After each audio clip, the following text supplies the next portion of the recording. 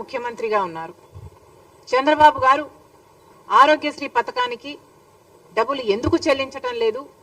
ఈ అసోసియేషన్స్ వాళ్ళు మీ దగ్గరికి వచ్చి వాళ్ళ గోడు చెప్పుకొని ఆరోగ్యశ్రీ CEO దగ్గరికి వెళ్ళి మల్టిపుల్ టైమ్స్ మా గోడు చెప్పుకున్నా కూడా మమ్మల్ని అర్థం చేసుకున్న పాపాన పోలేదు.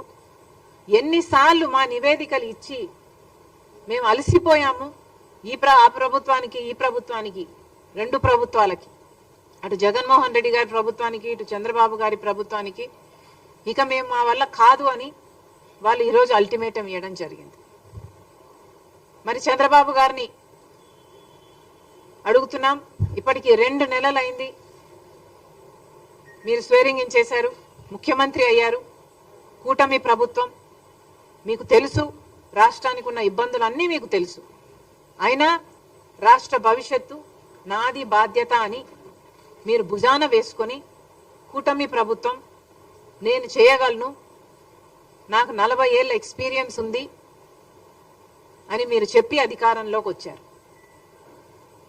భవిష్యత్తు బాధ్యత నాది అని మీరు చెప్పి అధికారంలోకి వచ్చారు.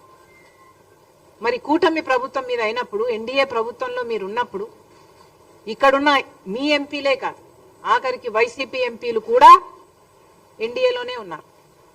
అందరూ కలిస్తే 25 మంది ఎంపీలు. బీజేపీ పార్టీ మన ఎంపీలను వాడుకుంటుంది. మరి ఇలాంటప్పుడు మనకేం చేస్తున్నారు వాళ్ళు? మనకు కనీసం ఆరోగ్యశ్రీకి కూడా బిల్లులు ఇచ్చుకోలేని స్థితిలో మనం ఉన్నాము. ఉంటే ఎన్డీఏ ప్రభుత్వం ఏం చేస్తుందో చంద్రబాబు గారు, బీజేపీ పార్టీ సమాధానం చెప్పాలి. మళ్ళీ చెప్తున్నాం, ఆరోగ్యశ్రీ పథకం అన్నది అద్భుతమైన పథకం. ఎవరు మొదలు పెట్టారు అన్న విషయం పక్కన పెడితే, as a scheme Aarogyasri is an excellent scheme. దేశ విదేశాలలో ఎంతో మంది దీన్ని మళ్ళీ ఎమ్యులేట్ చేయడం జరిగింది. కారణం, ఇది ఎంతో మంది పేద ప్రజలకు ఆసరా ఇచ్చే పథకం కాబట్టి ఈ ఆరోగ్యశ్రీ పథకాన్ని రక్షించాల్సిన బాధ్యత ప్రతి నాయకునికి ఉంది, ఇర్రెస్పెక్టివ్ ఆఫ్ పార్టీస్. ఎవరు అధికారంలోకి వచ్చినా కూడా. నాకైతే ఆశ్చర్యంగా ఉంది, జగన్మోహన్ రెడ్డి గారు సెప్టెంబర్లో బిల్లులు చెల్లించారు, ఆ తర్వాత ఆరోగ్యశ్రీకి బిల్లులే చెల్లించలేదు అని. అసలు ఆరోగ్యశ్రీకే కాదు, ఫీజు రీయింబర్స్మెంట్ కూడా బకాయిలు ఉన్నాయి. అసలు జగన్మోహన్ రెడ్డి గారు, రాజశేఖర్ రెడ్డి గారు తలపెట్టిన జలయజ్ఞంకు కూడా 54 ప్రాజెక్టులు రాజశేఖర్ రెడ్డి గారు తలపెడితే 12 ప్రాజెక్టులు రాజశేఖర్ రెడ్డి గారు పూర్తి చేస్తే 42 ప్రాజెక్టులు మిగిలిపోయిన ప్రాజెక్టులను నేను 6 నెలల్లో పూర్తి చేస్తాను అని చెప్పిన జగన్మోహన్ రెడ్డి గారు, నేనే వారసుని అని చెప్పుకుంటున్న జగన్మోహన్ రెడ్డి గారు, మరి రాజశేఖర్ రెడ్డి గారి జలయజ్ఞం ప్రాజెక్టులు మీరు ఎందుకు పూర్తి చేయలేదు? మీరు సమాధానం చెప్పాల్సిన అవసరం ఉంది. మీరు రాజశేఖర్ రెడ్డి గారికి ఇంత ప్రియమైన ఆరోగ్యశ్రీ పథకానికి కూడా బిల్లులు చెల్లించలేదు. జగన్మోహన్ రెడ్డి గారి విషయం పక్కన పెడితే ఇప్పుడు చంద్రబాబు గారు ముఖ్యమంత్రిగా ఉన్నారు. Irrespective of parties, this is an excellent scheme. Chandrababu గారికి ఆరోగ్యశ్రీని రక్షించాల్సిన బాధ్యత ఎంతైనా ఉంది. ఆరోగ్యశ్రీ మన ప్రజలకు ఎంతో పనికొచ్చే పథకం కాబట్టి చంద్రబాబు గారు వెంటనే జోక్యం చేసుకోవాలి.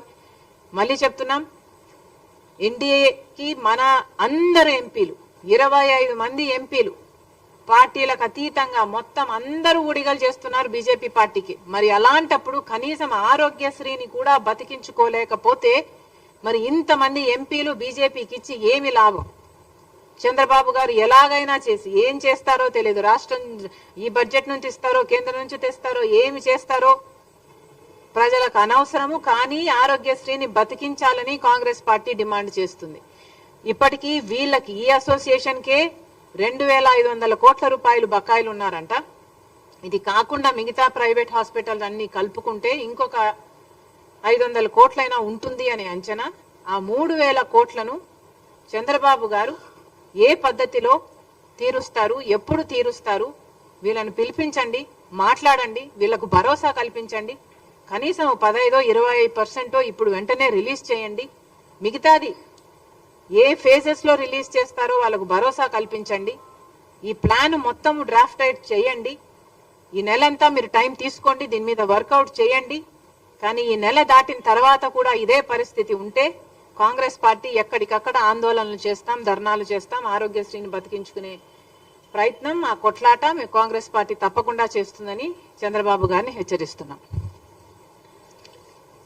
తర్వాత